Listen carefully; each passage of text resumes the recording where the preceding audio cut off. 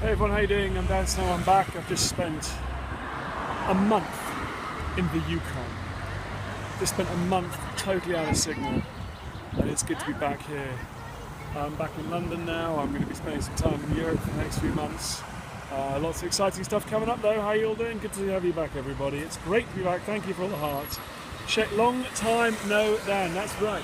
Check this out, I'm bringing you back with one of the most beautiful sights in London on a beautiful summer's evening. Midsummer's evening, in fact, guys. Midsummer's evening. Check it out. Everyone. Hey, how you doing? That, everyone, is a John Nash Terrace.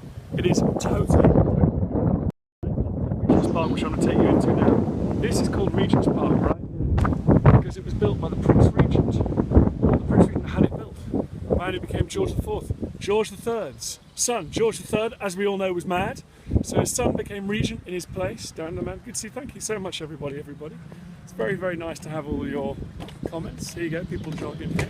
This, guys, if you're living in the US, is like one of London's biggest and best urban parks. It's a royal park. First day of summer. I'm just taking you in here now to show. I've showed you the beautiful John Nash Terrace, the early 19th century buildings. This was built as the first suburb. It was very grand. Okay, let me take you through the story. Let me take you through the story here, right? How you all doing, everybody? This was a monastery up until Henry VIII dissolved the monasteries in the 16th century. Then this land became royal parkland. Obviously, the king stole it all off the church. Well, took it off the church, let's not get too political. And it became royal parkland, which it has remained nearly, should I be in Stonehenge? Yeah, I should. Check this out. Boom. That's what I'm talking about, everybody. And you know what, even though we're in the heart of London, one of the most busiest, craziest cities, this is how quiet and peaceful things can get on a perfect day like this. Check it out. Yep, liberated it from the church.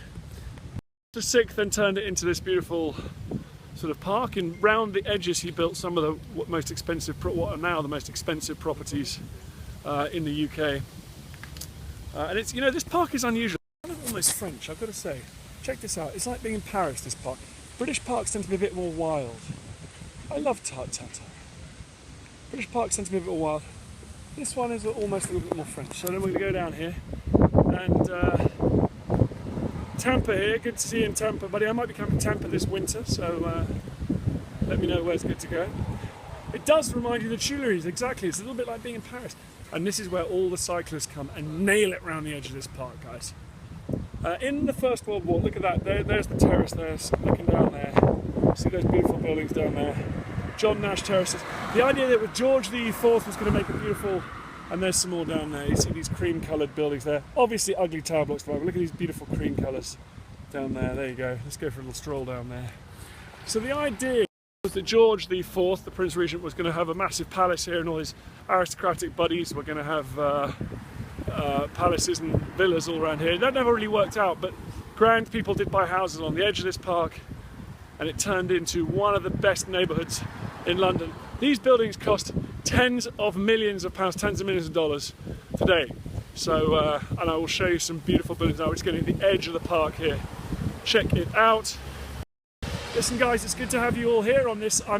Check out my podcast. There's a new one on Stonehenge and the Solstice now on iTunes. It's available to download today. I'm pretty proud of it. We were allowed inside the Circle of Stones. Check it out, and I'll be posting pictures on my Twitter and Instagram later today. But this is what I'm talking about. Look at these buildings here, guys. Check it out. It's absolutely beautiful. Oh, I almost walked into a lamppost. There you go. Beautiful cream buildings. Absolutely iconic. And there's more down there, you see, stretching off down that east side of the park. And there's the park there. I've got to say, this is one of the finest views in London we're looking at now. So, join me for the rest of the summer, follow me, get involved here, because I'm going to be doing some excellent stuff. We're looking at castles, stately homes all around Britain and the UK. I'm going to Italy. It is Mary, you know what, it's very Mary Poppins. I think Mary Poppins is actually set around here, that's a very good point. Where else am I going to be? I'm going to be in Germany, I'm going to be in Poland, I'm going to be in all sorts of places, so check it out. It's good to see everyone be back, and I hope you've enjoyed this one. See you later, guys. Bye-bye.